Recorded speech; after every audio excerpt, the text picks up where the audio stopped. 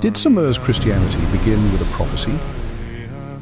Long before missionaries arrived, Nafanua told Malietoa to wait for a kingdom from heaven.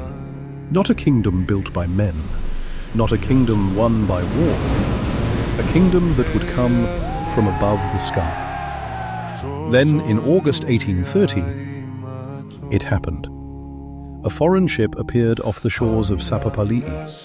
On board was missionary John Williams carrying the Bible, the message that would change Samoa forever. Malietoa saw the moment and understood. This was no army. This was the kingdom from heaven. From that day, Samoa was transformed.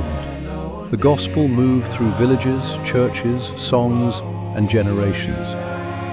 Today, that faith still lives in Samoa's voice, Samoa's worship, and Samoa's soul. Savai'i le Atua Samoa.